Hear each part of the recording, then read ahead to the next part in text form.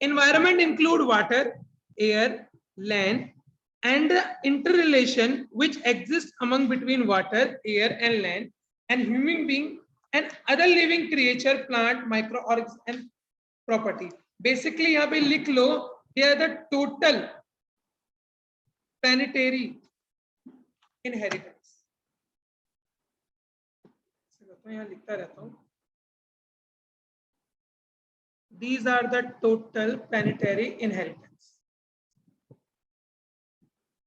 कार्तिक उसमें तो नोट करते चलो.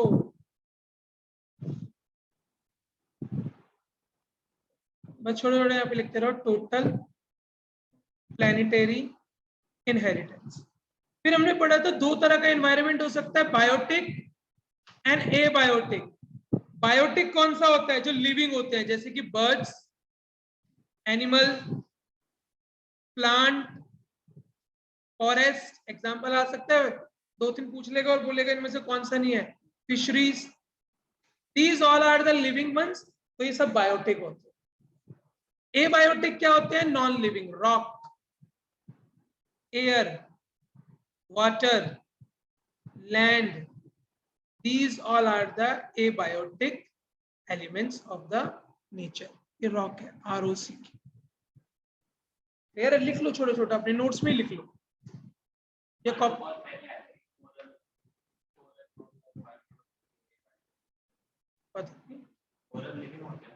हाँ, कोरल, हाँ एबायोटिक. कोरल कोरल कोरल, एक सेकेंड.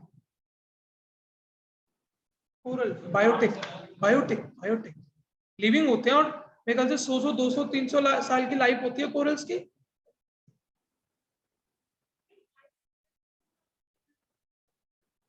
हाँ बिल्कुल, कोरल्स आर बायोटिक और एबायोटिक. बायोटिक ही होंगे.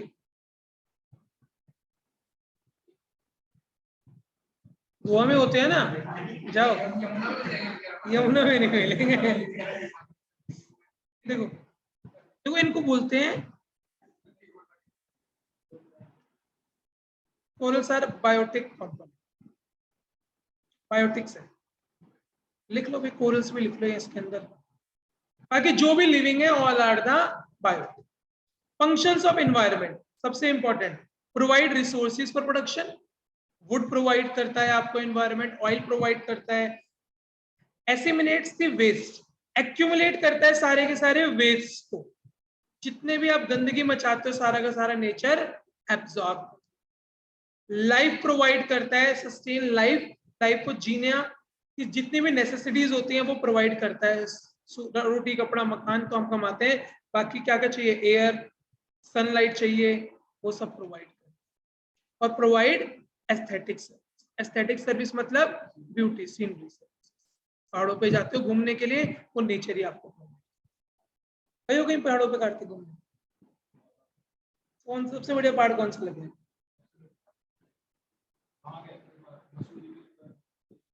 ठीक है, वहां के मस्त कटलानगंज. और कहाँ के गौतम? सारे एक हैं. अच्छा, माउंटेन लव. ये चलो, तो ये सारे के सारे फंक्शंस हैं. आगे देखो, demand of this function should remain with in the carrying capacity. ये कैरिंग कैपेसिटी में रहनी चाहिए. कैरिंग कैपेसिटी में दो चीजें होती हैं. जो रिसोर्स एक्सट्रैक्शन होता है आपका, जितना आप रिसोर्स एक्सट्रैक्ट कर रहे हो वो रिसोर्स रीजनरेशन के बराबर होना चाहिए. जितनी वुड आप निकाल रहे हो तो उतना वुड एक साल में जितनी निकाल रहे हो उतना वुड फॉरेस्ट दोबारा बना सके, उतना होना चाहिए. दूसरा, जितना वेस्ट कर रहे हो आप उतना वेस्ट एब्जॉर्ब कर सके. तो हम ये दोनों ही उल्टा कर रहे हैं. एक्सट्रैक्ट इतना कर रहे हैं कि रिसोर्स जनरेट ही नहीं हो पा रहे, और वेस्ट इतना कर रहे हैं कि वो नेचर एब्जॉर्ब ही नहीं कर. देखा है ना, पानी के अंदर बीच में आइसलैंड तक बन चुके हैं, वेस्ट के कूड़े के पहाड़ बन चुके हैं. दिल्ली में तो है ही है पहाड़ कूड़े के. समुद्र के अंदर भी पूरा टापू बन रखा है कूड़े का. समुद्र है, देख लो कौन सा समुद्र है ये तुम्हारा. इस तरफ पैसिफिक की तरफ पड़ेगा यार. इस तरफ कौन सा है फिर? नहीं नहीं, इंडिया से नहीं बात कर रहा मैं, दूर की बात कर रहा हूँ। देखो, वेस्ट आइसलैंड इन ओशियन, पैसिफिक ही है ना, होशियार हो गए। ये देखो, ऐसे बड़े बड़े पैचेस बने हुए हैं वेस्ट के, ओशियंस के अंदर, ऐसे बड़े बड़े। तो इतना वो वेस्ट एक्यूमुलेट ही नहीं कर पा रहा। कितना ओशियन वेस्ट एक्यूमुलेट करेगा? जितना वेस्ट है सब ओशियंस के अंदर या धरती के अंदर ही जाता है। आगे देखो, फिर इसके बाद रीजंस, क्या क्या रीजंस हैं? वाटर पोल्यूशन, वाटर पोल्यूशन में जीके में भी क्वेश्चन आता है, सबसे ज्यादा वाटर पोल्यूशन कौन करता है? किस चीज से सबसे ज्यादा वाटर पोल्यूशन होता होगा, बताओ हमारी इंडिया में, बताओ सबसे ज्यादा। लोगों से तो होता है, नहीं, जो अनफिल्टर्ड ड्रेनेज का वाटर जाता है ना, उससे होता है। जो अनक्लियर वाटर होता है ना ड्रेन से, वो जाता है। जो नालों से पानी जाता है ना ओशन में, उससे सबसे ज्यादा वाटर पोल्यूशन होता है। वाटर पोल्यूशन, ये तुम्हारी जीके में, मेरे जीके में तक क्वेश्चन आया ये वाला, वाटर पोल्यूशन मेन कोज, तो आपके उसमें भी आ सकता है।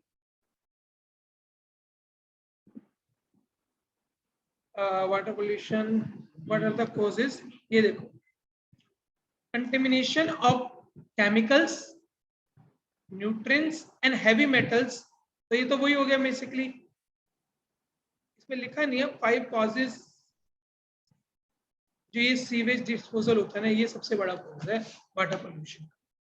आगे देखो, आउटडोर अर्बन एयर पोल्यूशन, ये तो है ही है, दिल्ली आप। इंडोर एयर पोल्यूशन भी होता है। इंडोर एयर पोल्यूशन कौन से होते हैं? जो घर में आप खाना बनाते हो उससे पोल्यूशन होता है। हाँ, धूप बत्ती से भी होता है, बिल्कुल, क्यों नहीं होता। सॉलिड वेस्ट हो गए, सॉइल डिग्रेडेशन हो गई। सॉइल डिग्रेडेशन कैसे होती है बोलो? केमिकल से। जब लोग क्रॉप उगाते हैं तो केमिकल फर्टिलाइजर्स का यूज करते हैं। फर्टिलाइजर्स, फर्टिलाइजर्स सुन लो, फर्टिलाइजर्स की वजह से सॉइल की डिग्रेडेशन हो रही है। सॉइल इरोजन नहीं, हाँ सॉइल इरोजन में होनी चाहिए। सॉइल डिग्रेडेशन मतलब सॉइल की उपजाऊ कम होते जा रही है। हाँ, तो लैंड डिग्रेडेशन, सॉइल डिग्रेडेशन एक ही बात है। मिट्टी, यार मिट्टी का पीएच लेवल बढ़ता रहता है। पीएच लेवल बढ़ता है तो जो नॉर्मल क्रॉप्स होती है वो नहीं उग पाती, एसिडिक होती रहती हैं। एसिडिक में बस कुछ ही प्लांट्स होते हैं जो उग पाते हैं, जैसे रोज है वो एसिडिक में उगता है। डिफॉरेस्टेशन, जंगल की कटाई, लॉस ऑफ बायोडाइवर्सिटी, डाइवर्सिटी जो खत्म होती जा रही है, और atmospheric change, green house gases और ओजोन लेयर, ग्लोबल वार्मिंग और ओजोन लेयर, ये जो है ये हमारे ग्लोबल इशू है। ये भी लिख लेना, these all are the global issue. बाकी वो जो है वो कंट्री इशू है, पर ये ग्लोबल लेवल पे है। ग्लोबल वार्मिंग होगी तो सिर्फ इंडिया को इम्पैक्ट नहीं करेगी, सबको इम्पैक्ट। बट इंडिया का वाटर पोल्यूशन होगा तो वो सिर्फ इंडिया को इम्पैक्ट, इंडिया का एयर पोल्यूशन इंडिया को इम्पैक्ट करेगा। But this global warming and ozone depletion, ये सबको इम्पैक्ट। ग्लोबल वार्मिंग क्या चीज?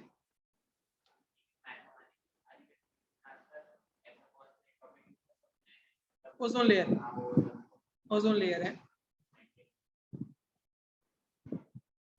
79 में मॉनिटर पोर्टल बनाया था, ये देखना। चलो, India has abundant natural resources, हमारे नेचुरल रिसोर्सेज बहुत हैं। हमारे पास क्वालिटी ऑफ साइल अच्छी है, हंड्रेड्स ऑफ रिवर्स हैं, लश ग्रीन फॉरेस्ट हैं, प्लेंटी ऑफ मिनरल रिसोर्सेज है, सब कुछ है इंडिया के पास।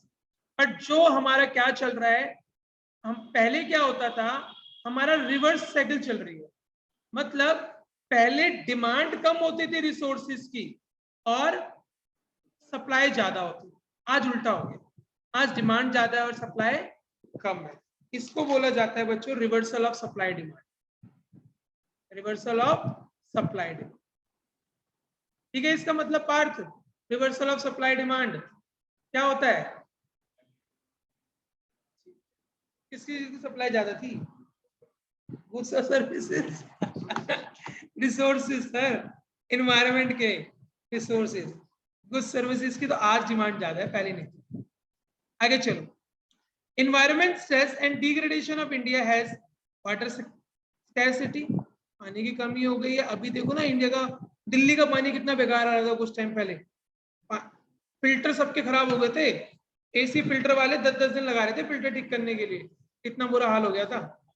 नहीं दिल्ली में नहीं पता, हुआ था। अभी भी हमेशा कोई ना कोई चीजें तो चलती रहती हैं। अभी जैसे टमाटर की चल रही है, कैचअप मिल ही नहीं रही।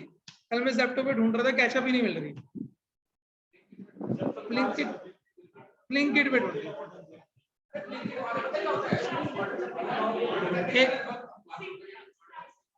हाँ, सिंगल यूज प्लास्टिक बैन हो गई अब से। एयर पोल्यूशन, सॉइल पोल्यूशन, अरे ब्लिंकिट से कर लूंगा सर, कर लूंगा, आप करवा के दे देना मुझे ब्लिंकिट। डिफॉरेस्टेशन और ये सारे के सारे, देखो कुछ इन्होंने रूल्स वो दे रखे हैं कि ministry of environment and forest setup हुआ था 1985, कर लेना याद। Improving water and air quality जो हमारा आया था, सेंट्रल पोल्यूशन बोर्ड सेटअप हुआ, ठीक है, और स्टेट पोल्यूशन बोर्ड सेटअप, ये इंपॉर्टेंट है। सेंट्रल पोल्यूशन कंट्रोल बोर्ड और state pollution control. Environment protection act जो पास हुआ था वो 1986 में हुआ था। 85 में फॉरेस्ट के लिए हुआ था, एनवायरमेंट के लिए, और 86 में एनवायरमेंट प्रोटेक्शन एक्ट को। फिर इसके बाद इस पेज में और कुछ खास है, कुछ डाटा है, वो इतना कोई इंपॉर्टेंट नहीं है कि याद ही करना पड़ेगा। फिर नेक्स्ट पेज पे देखो, NAPCC भी इतना कोई खास नहीं है। एक वो देख लो बस, जो आपने ओजोन लेयर के लिए आपने वो बनाई थी कमेटी, क्या कौन सी कमेटी थी वो? Montreal protocol. कौन से डेट में साइन हुआ था? 87। सारी कंट्रीज ने मिलके बोला था कि हम ये साइन करेंगे और ओजोन लेयर की डिप्लेशन को खत्म करेंगे। अब हाँ, इंडिया में थोड़ा सा लेट आया था, एक बुक में था शायद, थोड़ा सा कॉन्सेप्ट था इसके अंदर, बट हम इतना ही लिखेंगे 1987 और कुछ सोच रहे हैं। ठीक है, ये अच्छे से याद कर लेना, ये बहुत इंपॉर्टेंट डेट है। एक बार इसके बारे में थोड़ा पढ़ लेना, क्योंकि ये एक ग्लोबल इशू था, दो इशू के ऊपर सारी कंट्री इकट्ठी हुई थी, ग्लोबल वार्मिंग और ओजोन। बाकी किसी मुद्दे पे सारी कंट्रीज इकट्ठी नहीं होती, इन दो पे इकट्ठी होके परफेक्टली साइन किया गया था। और ओजोन लेयर में अब देखा जा रहा है कि हमारी ओजोन लेयर दोबारा से रिकवर कर रही है। हाँ, लॉकडाउन के चक्कर में भी और भी बहुत सारे। ग्लोबल ओजोन लेयर कौन से लेयर में होती है? स्ट्रेटोस्फेयर में होती है। ये आपके जीके का क्वेश्चन है, जीके में आते आते हैं ऐसे क्वेश्चन रिलेटेड टू दिस, ठीक है। ये सारे के सारे होते हैं। सबसे नीचे होता है ट्रोस्फेयर, टी वाला नीचे रह गया, जिसके अंदर ये आ गए। स्ट्रेटोस्फेयर में आपकी ओजोन लेयर होती है, इसके अंदर अच्छा नहीं बना रखा, ये सही, ठीक है। मेसोस्फेयर के अंदर आपका ये होते हैं कॉमेट्स होते हैं, मीटियोर्स होते हैं। इसके थर्मोस्फेयर के अंदर सैटेलाइट्स हो गई, और एक्सोस्फेयर के अंदर आपकी रॉकेट हो गई जो मून पे जाएगी। तो ये भी अच्छे से पढ़ लेना, ये आपके उसमें काम आते हैं, जनरल अवेयरनेस। स्ट्रेटोस्फेयर में बस इतना याद रखो, स्ट्रेटोस्फेयर। उसके बाद आगे है क्या इसमें कुछ, मैं भी तो देख लूं। इफेक्ट ऑफ ग्लोबल वार्मिंग तो बताना नहीं है आपको। ग्लोबल वार्मिंग से क्या हो रहा है? मेल्टिंग ऑफ आइस, और मेल्टिंग ऑफ आइस की वजह से क्या हो रहा है? वाइल्ड लाइफ डिस्टर्ब हो रही है, टेम्परेचर बढ़ रहा है, क्रॉप हमारी खराब हो रही है जी, मोर इंसिडेंस ऑफ, हाँ बिल्कुल, स्टॉर्म्स आ रहे हैं, बिल्कुल ट्रॉपिकल स्टॉर्म्स, भारी भारी वर्ड्स बोल रहे हैं भैया। चलो, ओजोन डिप्लीशन। ओजोन डिप्लीशन किसकी वजह से, कौन सी गैस की वजह से हो रहा है? क्लोरोफ्लोरोकार्बन, जो, हाँ, और जो आपका वो है ग्लोबल वार्मिंग, ग्लोबल वार्मिंग में उस आ रहे हैं, इसके अंदर ग्रीन हाउस गैसेस, ठीक है, इसके अंदर green house gases. Land degradation के बारे में मैं आपको कुछ बताऊंगा नहीं, इतना कुछ, बस इस चैप्टर के अंदर यही है। एक स्ट्रेटजीज ऑफ सस्टेनेबल डेवलपमेंट, ये लिख लो, अगर लिखवाई है, लिखवाई है 14th पे, देखो 14th point, strategies for sustainable development, use of non convention source जैसे कि सोलर और wind power, user of cleaner fuel like CNG and LPG, setting up mini hydel plant, छोटे छोटे हाइडल प्लांट बना लो अपने घर के आगे। हाइडल प्लांट क्या होता है, पानी से जो बनते हैं ना, पानी का वो घूमेगा तो उससे बिजली जनरेट होगी, छोटे छोटे बना लेते हो घर के अंदर ही, पहाड़ों पे बनाते हैं लोग, पहाड़ों पे बनेंगे, यहाँ नहीं बनेंगे। हाँ। ऐसे होते हैं मिनी हाइडल प्लांट, घर के आगे बना लेते हैं छोटे छोटे, तो जो भी पावर जनरेट होती है, इससे चक्की चलाते हैं लोग आटा पीसने के लिए, और भी बहुत सारे होते हैं। ठीक है, मैं एक वीडियो दिखा दूंगा, उसमें मिनी हाइडल प्लांट के बारे में अच्छे से बताया। फिर देखो आगे देखो, प्रोटेक्टिंग दी, हाँ इतनी कॉस्ट नहीं आती, ये तो बहुत बड़े बड़े बना रखे हैं। मैंने एक बार यूट्यूब पे एक का देखा था, वो बाहर घूमने आता है, विजिट टू एक्सप्लोर उसका नाम है, देखिए वाली वीडियो। हाँ, वीजा टू एक्सप्लोर के अंदर, इसके अंदर मिनी हाइडल प्लांट, पता नहीं, ये एक बार लेके गया था जब मिनी हाइडल प्लांट इसने दिखाया था, वो बहुत छोटा सा सस्ता सा बना हुआ था, ये पेशे बना रखा, देख ले कितना सस्ता है। आगे देखो, फिर ट्रेडिशनल नॉलेज एंड प्रैक्टिसेस, जैसे हम पुराने यूज करते थे, वो सारे के सारे यूज करो पावर वावर के लिए। ट्रेडिशनल नॉलेज में क्या क्या आ सकता है, आयुष आ गया, आयुष आ गया ना सारा का सारा। आयुष के अंदर आप क्या करोगे, क्यों कुछ हो रहा है, आयुष है, आयुष के अंदर क्या क्या करोगे आप, मेडिसिन को यूज मत करो, मेडिसिन से बहुत वेस्ट होता है, जितनी भी आपकी दवाइयां होती हैं, इंजेक्शन होते हैं, सारे के सारे पानी में जाके बहुत ज्यादा वेस्ट करते हैं, तो आयुष को यूज करा जाए। फिर बायो कंपोस्टिंग यूज करी जाए, बायो पेस्टिंग यूज करा जाए। बायो कंपोस्ट पेस्टिंग में क्या आ गया, नीम वाटर प्लांट के लिए। बेटर इनकम डिस्ट्रीब्यूशन होनी चाहिए और लिमिटेड पॉपुलेशन ग्रोथ, ये तो हर चीज का कारण है पॉपुलेशन। आगे क्वेश्चंस करते हैं, बस इस चैप्टर में इतना कुछ खास है नहीं पढ़ाने वाला, चाइना वाले में थोड़ा सा करेंगे, ये चैप्टर तो ऐसे ही। पहला पहला पहला क्वेश्चन देखो Aryan, dash is defined as a total planetary inheritance, environment, earth मत लिखना। Which of the following is not an element of environment? Electricity. Which of the following are biotic element? Animal है, forest है, A और B। Biotic है, जिंदा है, forest बढ़ता रहता है। प्लांट्स आर लिविंग ऑर्गेनिज्म, ये तो फॉरेस्ट यार प्लांट का ही तो बना, क्या बात, नहीं नहीं नहीं, फॉरेस्ट जंगल को ही बोला जाता है। ठीक है, लैंड तो अलग हो गई, पर without plant land is not called forest, plant होना बहुत जरूरी है। जंगल यार, कॉर्बेट नेशनल पार्क गए हो, Corbett national park,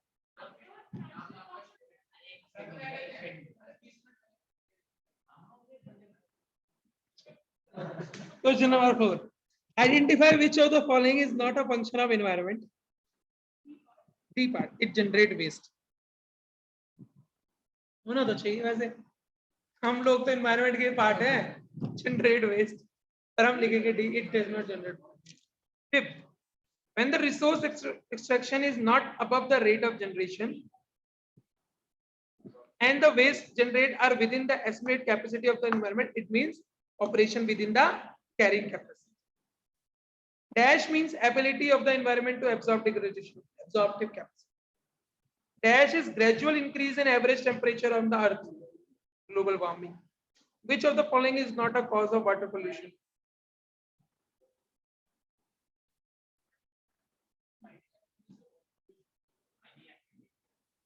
mining activity से वाटर पोल्यूशन कैसे हो गया? इंडस्ट्रियल वेस्ट है, फ्लो ऑफ सीवेज तो सबसे बड़ा रीजन है। पर्टिकुलेट मैटर देखना पड़ेगा, पर्टिकुलेट मैटर देख लो,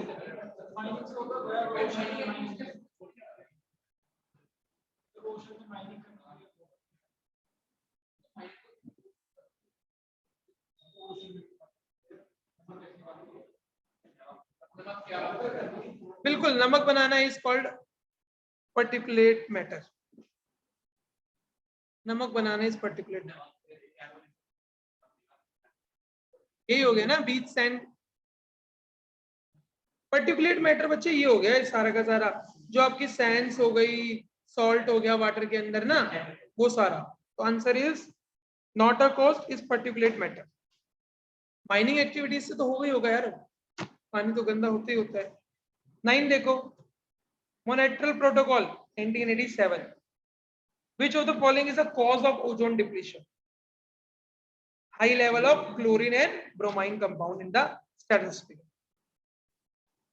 Main cause तो यही है। When the surface soil is washed away through the excessive rain is called soil erosion.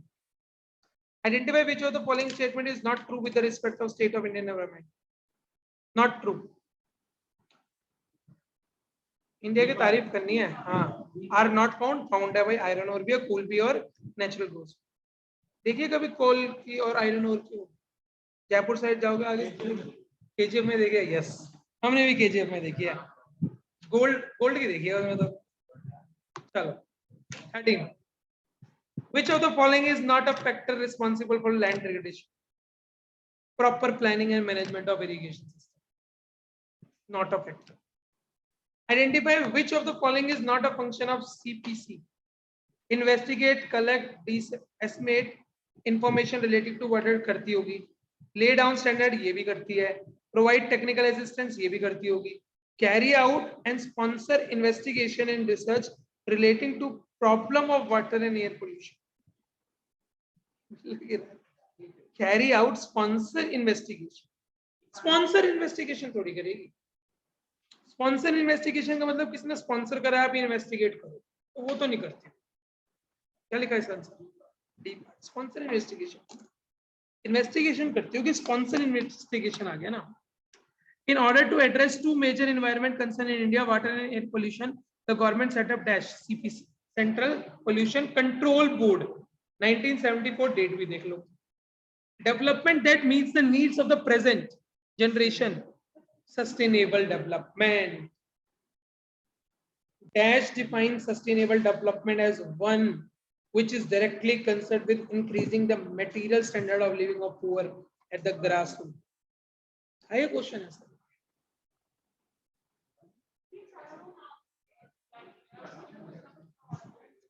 तो भाई लिख लो इन चारों के बारे में, एक एक लाइन देख लो। बारबी, हाँ, for promotion valuation framework for valuing nature and economic, तो इन्होंने तो यही वाला करा है जो पहला। अगला भी देख लो, इसके आगे हल्का हल्का लिख लेना ना ये किस किस के लिए आई थी। ये जो कमीशन सेटअप हुई थी, दिस पब्लिकेशन वन कॉमन आ गई, that aim to unite countries in pursuit of sustainable development. इसका काम था सारी कंट्रीज को यूनाइट करना। लिख लो, unite countries for sustainable development. Dialogues ना तो वो डायलॉग भैया रट्टा मार लेना अगर डायलॉग्स मिलेंगे एनसीईआरटी, ठीक है। आज ये काम है, ये सारा रट्टा मार लो यार। एक डायलॉग लिखती है और बोलते हैं किसने दिया था, पूछ नहीं सकते, देख लो, पूछ सकते हैं। देखो हमने इकोनॉमिक्स में वैसे तो इतना करा नहीं है ये वाली चीजें। आगे इन चारों के बारे में एक बार पढ़ लेना, हाँ, तो पढ़ना पड़ता है। 18 Aryans, 18. The present generation can promote the development that enhance the natural and built environment in ways that are compatible with सारा conservation of natural resource asset हो गया, preservation of regenerating capacity true, avoiding the imposition of added cost बिल्कुल true। 1 2 3 19 according to Herman Daly, ये आ गया, देख लेना इसके हिसाब से। A leading environment economics, which of the following should not be done to achieve sustainable development? Limiting the human population, ये तो करना ही चाहिए तभी environment सुरक्षित रहेगा। Technological process should be input consuming and not input efficient. Efficient होनी चाहिए, consuming होनी चाहिए, ये तो वैसे ही सिंपल सा पता लग रहा है, गलत बोल रहा है। Renewable resources should be extracted on a sustainable basis, ये भी होगा। For a non-renewable resource, rate of depletion should not exceed the rate of creation of renewables, बिल्कुल। आगे देखो 3-4 क्वेश्चन और करते हैं बस. The UN formulate dash sustainable development goals intended to achieve by 2030. 17 बिल्कुल 17. हाँ. In 2015 the dash the UN formulated 17. तो याद कर लेना क्या क्या उन्होंने सस्टेनेबल डेवलपमेंट 17 दिए थे, 2015 के अंदर दिए थे, यूएन ने दिए. Depletion of ozone layer cause increase in ultraviolet radiation, धूप की किरणें. बस लास्ट क्वेश्चन करेंगे. National afforestation and economic development board was set up in 92. सब 85 92 के आसपास बन रहे थे. देख लो एक बार. 86 होगा. 92 86 में इन्वायरमेंट प्रोटेक्शन एक्ट बना था, मिनिस्ट्री ऑफ एनवायरमेंट बना था 1985 में, और ये जो बना था ये 1992 में. ये तो क्वेश्चन छोड़ने वाले हैं. चलो 25 देखो, दिल्ली से रिलेटेड है. In Delhi the use of dash as a fuel in public transport system has significantly lowered. 25 first वाला कॉम्प्रेस नेचुरल गैस, ठीक है, कम हुआ है. 26 देखो, plant use dash energy to perform the photosynthesis. बिल्कुल सिंपल है, सोलर एनर्जी यूज करते हैं. प्लांट और जादू दोनों सोलर एनर्जी यूज करते हैं. 20 चलो ये सारी कर लेते हैं एमसीक्यू 31 से पहले. 26 का सी यार सोलर. 25 का ए कंप्रेस नेचुरल गैसेस, ठीक है. 27 हाँ तो कंप्रेस नेचुरल गैसेस यार 26 का.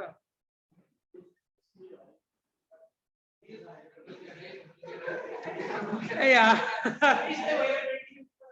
Plant use solar energy, thermal use करेंगे solar. 27 in recent year India is taking effort to increase the power generation through solar. India is also leading an international body called, बिल्कुल, international solar alliance. सन लिख के confuse कर रहा है, पर international solar alliance. By 2030 India has targeted to increase the share of non fossil based power generation capacity to 28 रखेगी. कितनी रखेगी? 28 का 40% 2030 तक का टारगेट. अच्छा क्वेश्चन है ये वाला. Kyoto protocol which is multilateral framework setting limit on greenhouse gases. Greenhouse gases के लिए क्योटो प्रोटोकॉल है और उसके लिए ओजोन 1997. बिल्कुल लास्ट एक करेंगे बस. Identify which of the following is not a strategy of achieving sustainable development. Use of cleaner gases, ठीक है. यूज ऑफ नॉन कन्वेंशनल होना चाहिए, तो ऑप्शन बी. चलो इतना ही. इसके कौन सा एग्रीमेंट